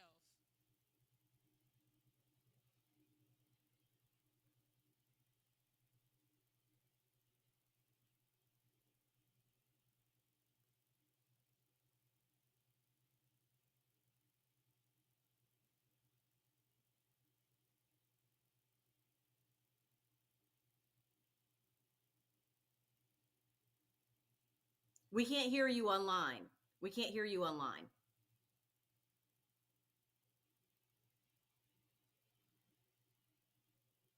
Can you hear me now? Yes. We can hear you. We can hear Okay. you. So I have an interest in getting into the like mental health field per se. So do you ever come, is there ever a time that you feel that all these issues, you can't keep up with them? They're arising too quickly for you to keep up. And how do you not get attached to situations that people bring you that you really can't fix it? So how do you have therapy for yourself as mental health professionals?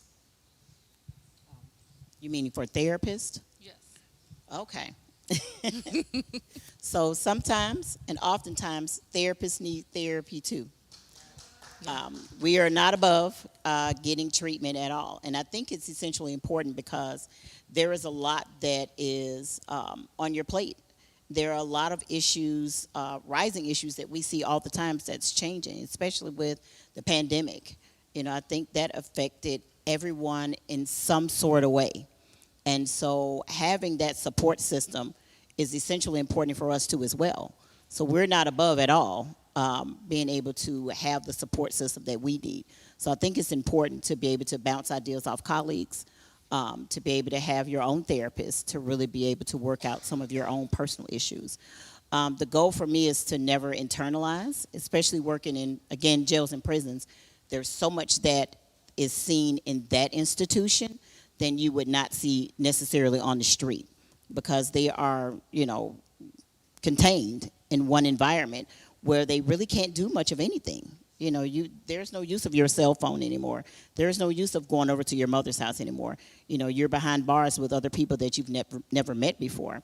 And so I think it's really important to not internalize those things that happen and don't take any of that stuff home. I leave my work at work. I leave my home at home. And so you have to be able to learn how to separate the two so that you're not affected by things that can happen and that you're not doing what we call countertransference with our clients. One of the things that I do, I pray. That's what's going to keep me. I got to keep my mind clear and ready. And I'm very transparent with my clients. I do share my personal testimonies with them to help them feel comfortable in order to share back with me. But I pray a lot. And Brandy and I have power hour sessions all the time. At the end of the day, I'm a firm believer of not taking your work home because I did that in the past. And it literally began to destroy me. So I had to find some other way to cope, and prayer is how I cope. And sharing if I have a hard day, I say, hey, Brandon, we need to talk. We talk for an hour, I say, okay, I'm good. See you tomorrow. But yeah, prayer is good. I mean, for those who believe in God, Jesus Christ, because everybody says God is God. Those who believe in Jesus Christ, pray.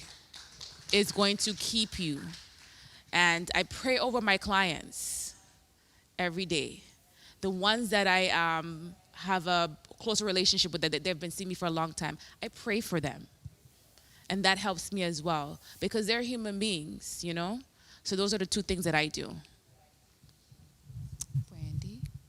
I think we also have to practice what we preach, and the coping skills that we try to tell our clients about, we have to use. My name's Brandy. I'm a mental health nurse practitioner, and I take mental health meds, and that's okay. Yeah. I am very transparent with my clients as well, and I tell them it's okay to not be okay. It's okay to take meds. It's okay to receive therapy, and those things that we try to talk to our clients about, we've got to do for ourselves. We have to have good, healthy outlets. Yeah, and I've actually done therapy too. And I am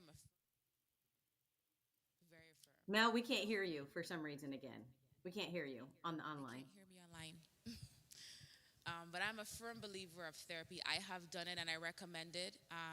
The only thing when it comes to therapy is I tell people that a therapist is like having a new pair of shoes. And for ladies, it's a new pair of bag. Or a bra. It has to fit right. So having the right therapist is very important because some therapists, and I think Shanina would agree with me, sometimes they come in with their own bias. Even as providers, we too can sometimes come in with our own bias as well. But at the end of the day, finding that right person who understands and can better help you is going to, of course, it's going to be the best avenue. Joy, you want to add anything on that front? No, I do think that's so important in terms of taking care of your own mental health. Because I see a lot, and are y'all able to hear me? Can y'all hear me okay? Not yet. We can hear it. We can't hear you. You can't hear me? Did you say you can hear me? So while we're waiting on this to fix the audio, I'm going to post some questions that was placed online. So I think I have a better idea of what this person is saying. So the initial question was, how do we know the difference between our own feelings and character bleed from being around others? And then they later responded saying, in regards to character bleed, I'm more so speaking of saying you feel some way because the people around you say or sure that they do. And I believe what they're talking about is like pretty much not having your own opinion. Like you don't like this person because that person doesn't like that person, or you're sad because that person is sad. How do you deal with that as an individual? Well, definitely yeah, I can hear myself. It works, it works, it works. Well, definitely knowing who you are and believing who you are, and definitely being transparent. Some people do struggle with being open, being honest, and being transparent with other people. And like we mentioned before, they're people pleasers. They want to please other people. And so being able to identify who you feel is best around you is something you want to be able to determine on your own. Sometimes other people will kind of suck you in, and for me, that's more power and control of that other person wanting to control your thoughts, your opinions, who you should be around. And so you want to be able to formulate your own opinions and your own beliefs and finding out who you feel like is a great fit for you. And so listening to other people sometimes can be very damaging, especially if you're looking at their track record. Their track record could be they don't like nobody in the office, and so now it spreads around. And so oftentimes there may be something going on inside with that person. Why are they so dismissive? Why are they angry? They may actually need support themselves and they're not getting it. And so their way is to really be able to control the next person to see who they can get on their side too as well. It happens a lot in the workplace. Any thoughts, Brandy? I tell people all the time, you can control yourself, you can't control others. So know what you can have control over. If you need to create some distance between yourself and another person because that other person is toxic, I don't care if it's family, friends, whatever, you have to do what you have to do to protect yourself. So I think knowing what is within your control is important to recognize. And knowing what you believe in. If you're confident in what you believe in, what you stand for, then is the likelihood of somebody controlling you or you falling into, well, I'm going to do this because this person do this, it tends not to happen. Is when you don't know who you are and what you believe in and what you stand for, is oftentimes when you tend to take on the other opinions of others. Another question that was posted online is, how do you cope with pressure when you don't feel like a leader, but everyone seems to think you are a leader? Any thoughts? Do your best. I mean, if you're doing the best that you can do, then one of my other life mottos, if I can lay my head down on my pillow at night and know that I've done the best that I can do, that's good enough for me. So having that confidence in yourself, being your best, you will be an example to somebody. And that's what a leader is. And a leader is somebody who provides a positive example to somebody. So if you're doing your best, you will be a good leader to somebody. I can add something here. I don't know if y'all can hear me. Can y'all hear me? Yes. Oh, good. So I was going to say, I heard someone once say, you can never outperform what you believe about yourself. So I'm going to say that again. You can never outperform what you believe about yourself. And confidence is a muscle. It is a muscle that you can build. Many times people think that you're born with confidence, but really it's something that can be built over time. So if you do not feel that you are a leader, I would encourage you to do things to help build that confidence muscle. And as you build that confidence muscle, you'll feel more like a leader. I remember when I first started out in corporate America and I had no idea how to be a leader.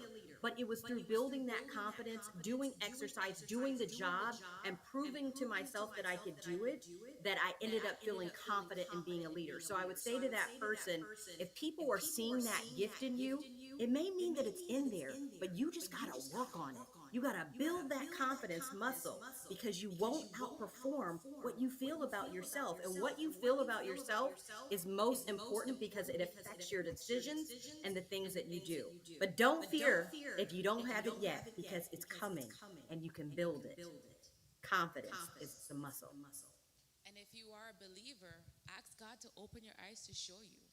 If people are seeing that you are a leader, it's in there. Don't be afraid of it. Ask him to show you and ask him to, just like how Joy was saying, strengthen that muscle because you have to practice leadership.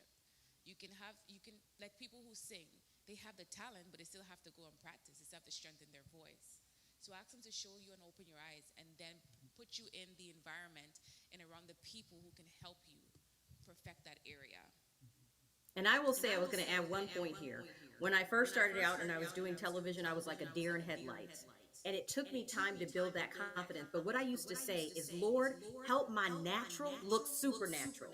And so what I would do is by asking God to put his stamp on it, it helped me also to show up more confidently. So I think what Melisha is saying is so important, is praying about it, but also I would say, God, make my natural supernatural. You put your stamp on it. So when people see it, they see it through what you've done through me, not just what I've done in and of myself. All right, another question we have from online is, how do you cope with feeling like you're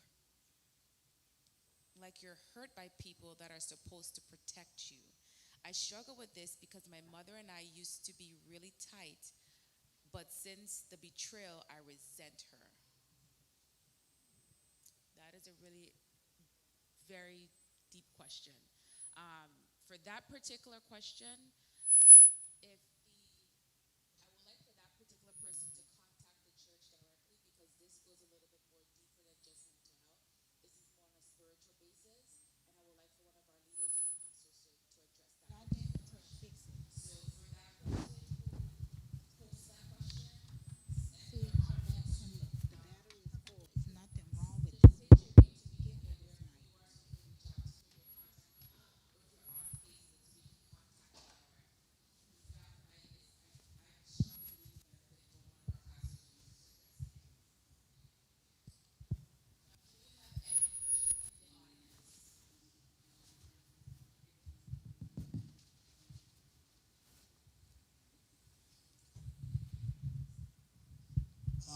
You just stated that that question is more of a spiritual than you think is physical. Now, my question is that I strongly believe that there are demonic situations can have very big influence on the things happens in the realms of the spirit that are affected physically. Now, how do you balance and how do you tell? Because now somebody can just be under a demonic influence and be doing things that in the end they get accused of doing something that affects somebody in the realms of the physical. So how do we balance that effect? I mean, how can you tell me, somebody with a strong spiritual value, that I should stick to this physical treatment rather than being more spiritual? You know, because how do I tell that this one is more spiritual or this one is more physical if they all come to the same, the same side effect? Because right now, from what you're saying, because now I can't tell which is spiritual and which is physical. So, and they all come with the same side effects. You know, I've seen people being incarcerated or being accused for something they did that was more spiritual. And the judicial system doesn't differentiate between whether a spirit caused you to do it or not, but he did it, and then he got incarcerated. So in situations like this, how do we, I want to know if your practice can advise me, okay, how would you even identify, you being a practitioner, identify, okay, you now go for it, because this one is not my domain. This is spiritual, or this one is physical. So it depends on the provider. For me, because I am a Christian and I believe in God, I have continuously prayed to God for discernment. I can know which questions that I have to leave up for my pastor to answer, and other things where I can say this is more physical, this is more science-based. So from my standpoint, it depends on the provider. Not everyone is like that. Not everyone believes in Christ. Some people believe in Buddha and all these different types of different things. But for me, I wasn't called into healthcare by my own calling. I was given a prophetic word from God to become a nurse. And here I am practicing as a nurse practitioner.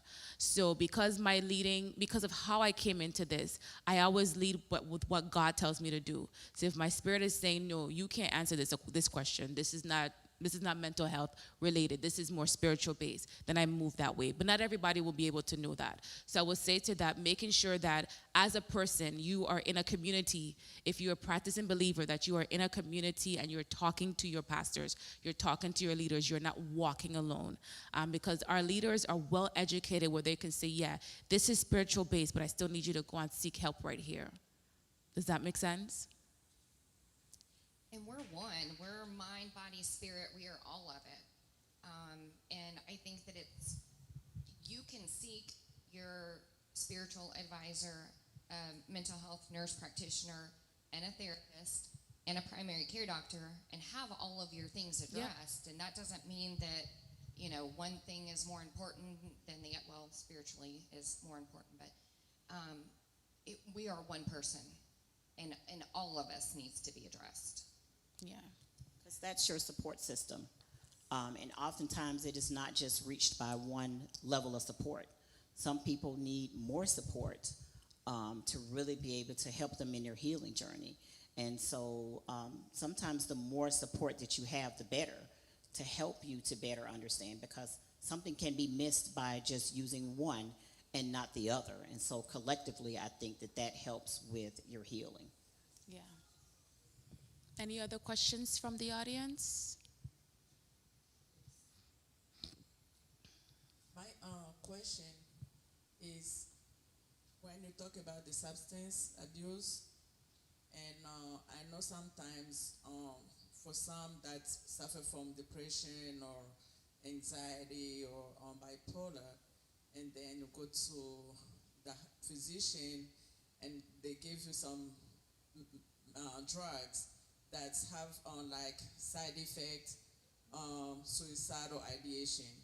So if this is the person that is really suffering from depression and anxiety, and then you give him those medication that have those side effects, of course they're going to push the person to act up in a way, because they're already sick, and they're going to push them to act up in the way that they don't want to, because the first reason for them to go to seek for help is to get better.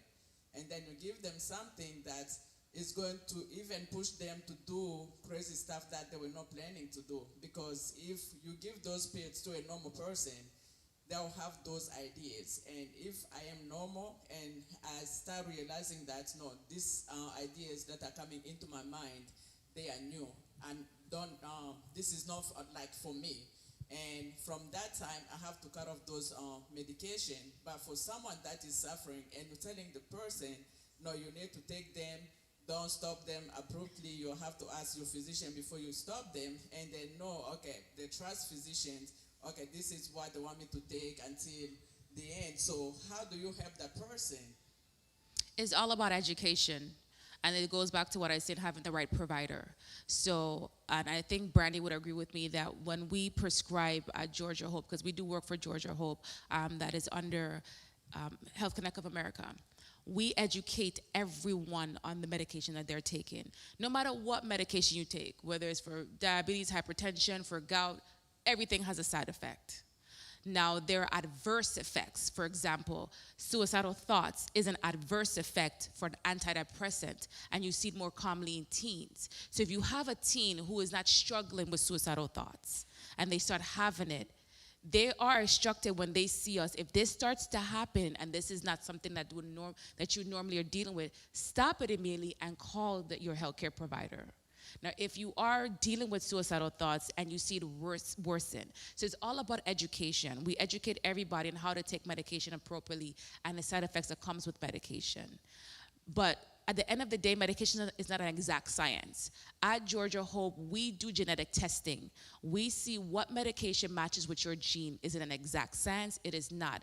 But it has it's a 99 percentile that the medication that's being prescribed is going to match with you based on your genetic profile. Not all providers provide that, but we do at our practice because we don't want to just, sometimes we medicate people blindly and it causes more harm than good. But unfortunately, each medication, no matter what it is going to cause a side effect. There's even blood pressure medications that can cause hallucination. It doesn't matter which one it is. But I'm making sure that when whatever you're taking, you're educated on it. Have that conversation with your doctor, your nurse practitioner, your PA. Have that conversation. There are some that will unfortunately push medication on you. But there are others, like Brandy and myself, we talk to you. We give you the option. We give you all the information that you need. So when you walk out the door, you're not just taking something blindly. And we break it down to as small as we're talking to a 2-year-old that you basically will understand. Yes?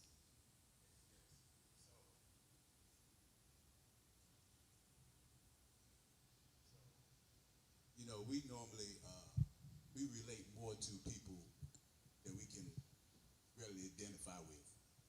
Okay, you know, same background, similar experiences. So my question is, in the therapy field, what percentage of African American black men are, you know, therapists, counselors? You know, because you know we have an influx of young men that are struggling with mental health. So I believe that if we have more African American men in therapeutic fields, it would really help them to say, okay, they'd be more ready to come in and talk to somebody that look like them.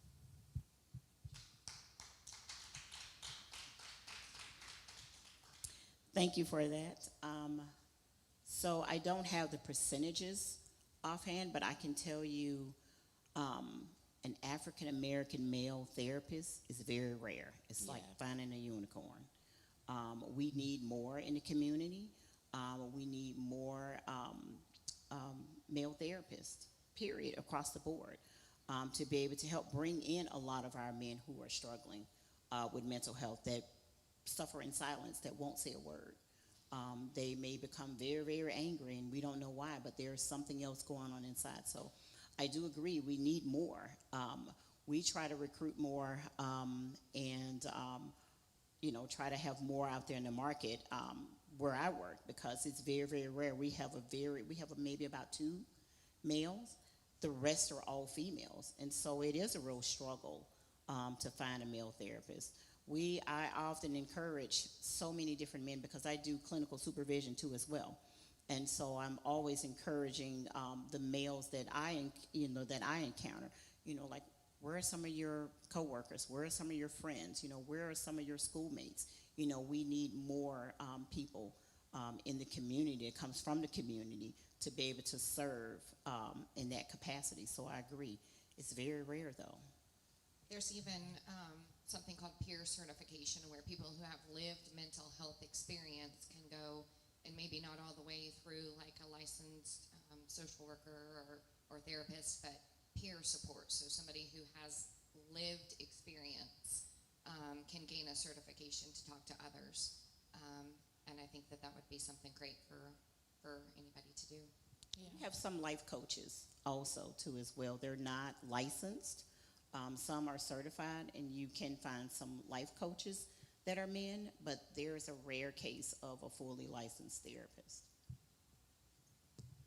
But we do have a lot of capable African American therapists. We have one right here that can, and I know a lot of times you want to, for men, they feel like they can relate more to another guy.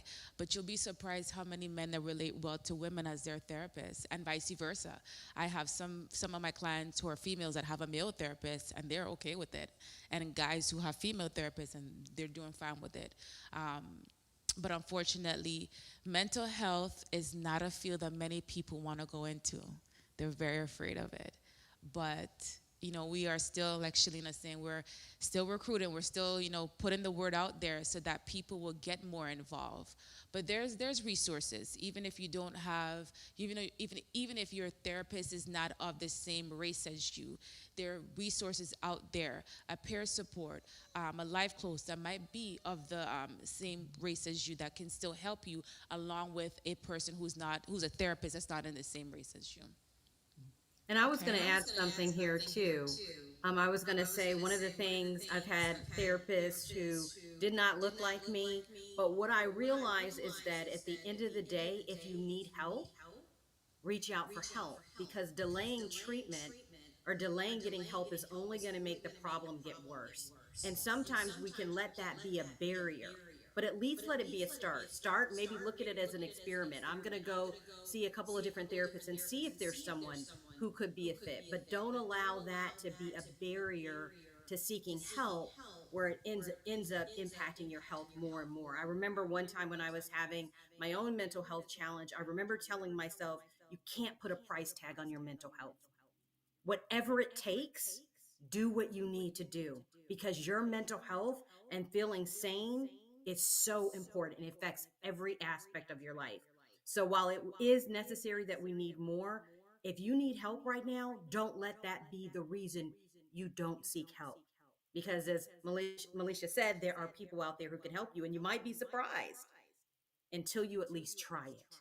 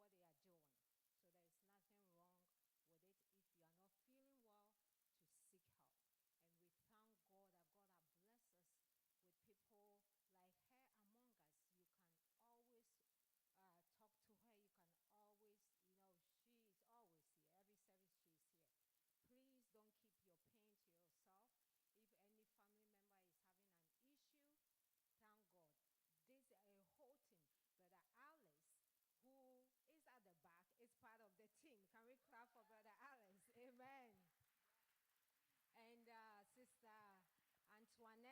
the head of the department, director of ministry. Can you stand? Yes, yes. You see their beautiful T-shirt. Strong is also part of it. Clap for all of them with their purple T-shirts. So this is the ministry in the church. This should tell you what we believe in as leaders. If we don't believe in this, we won't have a ministry in a church that handle this. These are nurses, people who know the things that me and Bishop don't know. We can handle the spiritual aspect. God has blessed us with them to handle the physical aspect. There's nothing wrong. We can always have wonderful ladies like this to come and help us. Okay, so please, let's do this. But I want to thank the team. Thank you so much. This is your first, program, and it's successful. Clap for yourself. You did awesome. They've been working very, very hard. Amen. It amazed me how sometimes you just have to locate people and give them assignment. I just located. I said this, and I want it now. And it didn't take 3 months. And look at what they're able to bring all the healthcare workers in the church, and it's a lot of them, almost like 12 to 15 of them, and they are all part in doing this. So thank you so much for your leadership. We thank the media. Can we clap for media this morning? This is the first time they're trying to do what they did. I host Women of Influence, and sometimes I want them to do this. They say, Mommy, no, we can't do it. Now I know they can do it. So this is the first this is the first time they're trying to bring somebody. Our system can do it, but they have to figure it out. So they did an awesome job this morning. Let's clap for them again. Thank you. Thank you, media. Thank you, all the camera people, and thank you two for spending your Saturday with us. Please, tomorrow we have church. Yes, we have church tomorrow. The young adult is 9, so please, young adults, we're having awesome service here, and the expo service is 10:30. Thank you so much for coming, and I want to thank my lady Pat here for coming with the whole kingdom people. Thank you so much. She's just a blessing. Yes. And please, we have a refreshment, so please don't rush and go. Just grab something, to eat when you are going. But once again, thank you so much, and I can't wait to see all of you tomorrow here as we gather to praise the living God. God bless you, and thank you once again, ladies. God bless you.